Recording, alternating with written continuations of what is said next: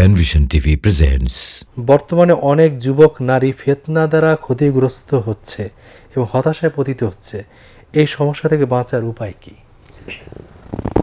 খুবই গুরুত্বপূর্ণ প্রশ্ন প্রিয় ভাই। প্রথমত আল্লাহ রাসূল সাল্লাল্লাহু আলাইহি সাল্লাম বললেন, ইত্তাকু আন-নিসা, মহিলাদের থেকে তোমরা বেঁচে থাকো। ফিতনা আউয়ালু ফিতনাতি বানি ইসরাইল ফিন-নিসা, সবচেয়ে বানি ইসরাইলের মধ্যে সর্বপ্রথম ফিতনা তৈরি হয়েছে নারী গঠিত বিষয় নিয়ে। সেটা আমরা সূরা বাকারার বিশাল ঘটনাকে ইঙ্গিত করা হয়েছে, ইন্ডিকেশন করা হয়েছে। তো হাবিল কাবিলের যে ঘটনাটা সেটাও নারীকে কেন্দ্র করে, বিবাহকে কেন্দ্র করে। তাহলে সেই দৃষ্টিকোণ থেকে আমার প্রথমে ফিতনার ক্ষেত্রটাকে চিহ্নিত করতে হবে। আগেকার যুগে নারী কেন্দ্র করা হয়েছে, এখনকার যুগে আমাদের এই মোবাইল কেন্দ্র করে, একটা ডিভাইস আমাদের ডিভাইসকে কেন্দ্র করে হচ্ছে। অতএব এই ডিভাইসের ব্যবহারকে অবশ্যই আমাদের ইমানের পরীক্ষার মাধ্যমে এটা করতে হবে। তা না হলে কিন্তু এই ফিতনায় আমার ইমানকেও অনেক সময় শূন্য করে দিতে পারে। এই বিষয়টা খুবই গুরুত্বপূর্ণ। এই জন্য যেই সকল যুবকরা বুঝতে পারবে যে নারী দ্বারা ফিতনা, আজকে আমরা অনেকের লাইফস্টাইল অনেক ফেসবুকে, এরপরে ইউটিউবে আমরা দেখতে পাই। আজকে আমি একটা লাইফস্টাইল শুনলাম যে দুইজন নারীর নাম বলা হয়েছে, মা মেয়ে, একজন ব্যবসায়ীকে নিঃস্ব করে দিয়েছে তারা, হ্যাঁ, এবং তারা ইন্টারন্যাশনালি আরব দেশে এখন বড় ধরনের ব্যবসা বাণিজ্যে লিপ্ত। হ্যাঁ, তো এই যে নারীদের ফিতনা, এইটার দ্বারা বাংলাদেশে অনেক ক্রাইম সংগঠিত হচ্ছে নারীদেরকে পুঁজি করে, বিভিন্নভাবে ছিনতাই থেকে নিয়ে বাড়ি ঘরে গিয়ে বিভিন্ন প্রতারিত হওয়া, এগুলো হচ্ছে। অতএব এগুলো কেন হচ্ছে? কারণ নারীদের প্রতি আমাদের একটা চাহিদা আমরা পেশ করে থাকি, অথবা আমাদের আলাদা একটা আকর্ষণ আমরা অনুভব করে থাকি। হ্যাঁ, এই আকর্ষণটা থেকে যদি আমরা মুক্ত থাকতে পারি, তাহলে কিন্তু আমি আমার ইমানকে সেভ করতে পারবো। আমার ইমানকে সেভ করার জন্য অত্যন্ত গুরুত্বপূর্ণ এই ক্ষেত্রটি। অতএব আমার আগে ফিতনার বিষয়গুলো যদি আমি চিহ্নিত করতে পারি, কি কি কারণে আমি এই ফিতনা মানে আমি পরীক্ষা পড়ছি, এমন পরীক্ষা যে পরীক্ষার দ্বারা আমার ইমানের প্রতি কোনো ধরনের দুর্বলতা, আখলাকের বিপর্যয় হচ্ছে, ইমানহীনতা তৈরি হচ্ছে, আমলের বিপর্যয় তৈরি হচ্ছে, এগুলোর ক্ষেত্রে আমার নারীদের ফিতনা থেকে আমাকে বাঁচার জন্য অত্যন্ত গুরুত্বপূর্ণ ভূমিকা পালন করতে হবে। এই ক্ষেত্রে আমার ডিভাইস পরিহার করা, যে সমস্ত ফিল্ম দেখলে আমি এই জাতীয় ফিতনার দ্বারা মানে আমার পতিত হওয়ার আশঙ্কা আছে, এগুলো থেকে নিজেকে মুক্ত করা। নারীকে তো বিজ্ঞাপনে দেখাটাও এটা নিষিদ্ধ, কারণ নারীকে খোলামেলা সামনে যেভাবে দেখা নিষিদ্ধ, এমনিভাবে ছবিতে দেখাও নিষিদ্ধ। আজকে যে সমস্ত ড্রামা, ফিল্ম অথবা সিনেমা, নাটক, হ্যাঁ, যে সকল মডেলদের অভিনয় আমরা দেখছি, আমরা আজকে যারা নেট ব্যবহার করি, তারা নেট খোলা মাত্রই এগুলো আমাদের সামনে বেশি উঠে।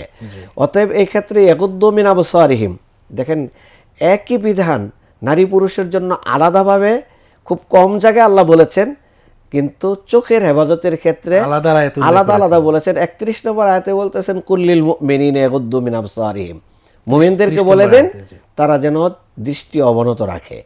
আবারও কুল্লিল মুমিনাতি ইয়াগদুদনা মিন আবসারিহিম, এতটুকু অবকাশ ইসলাম দিয়েছে। আপনি যখন বুঝতে পারবেন যে এটা নারীর ছবি, তখন থেকে আপনার দৃষ্টি দেওয়াটাই হলো আপনি বিষাক্ত কোনো তীরের আঘাতে নিজে আক্রান্ত হয়ে যাচ্ছেন।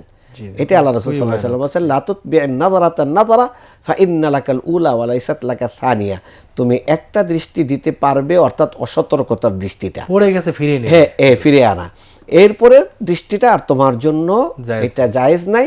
আন-নাযরু সাহমুন মিন সিহামি ইবলিস মাসমুম, ইবলিসের বিষাক্ত তীর, যে ব্যক্তি এই তীর থেকে নিজেকে সেভ করলো, সেই ব্যক্তি ইবাদতের মজা নিজে অনুভব করতে পারবে এবং উপভোগ করতে পারবে।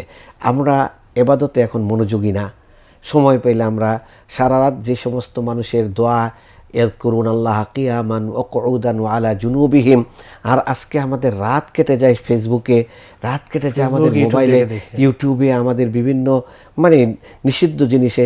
তাহাজ্জুদের সময় আল্লাহ প্রথম আকাশে এসে ডাকতে থাকেন, আর তখন আমি নিষিদ্ধ কাজে নিজেকে আবদ্ধ রাখছি, নিয়োজিত রাখছি, তাহলে তো আমার জীবনের পতন অত্যন্ত অপরিহার্য হয়ে যাচ্ছে।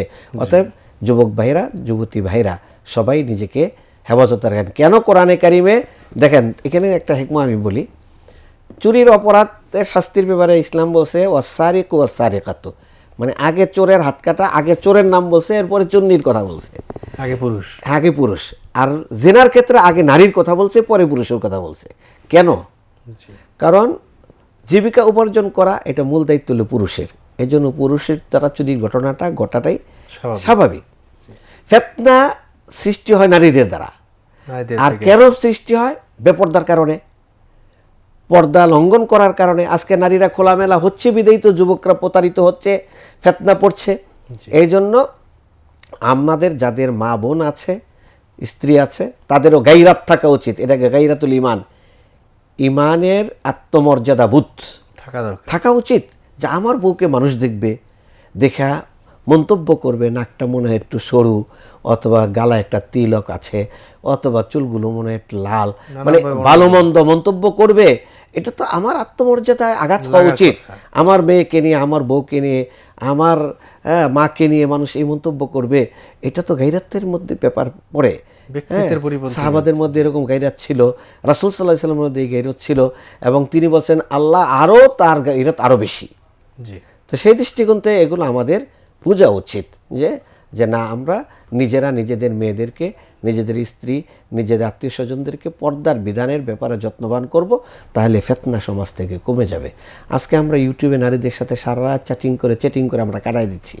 তাহলে যেই মেয়েটা তুমি চ্যাটিংয়ে আসছো, তোমার মর্যাদা কোথায় নষ্ট হয়ে গেল তুমি তো টের পাইলা। আর যেই পুরুষটা আসছো, তুমি যে তোমাকে বিলীন করে দিচ্ছ। আজকে প্রায় পুরুষ ছেলের সাথে দেখতেছি যে মেয়েদের সম্পর্ক, যুবকদের যুবতীদের সম্পর্ক। কেন?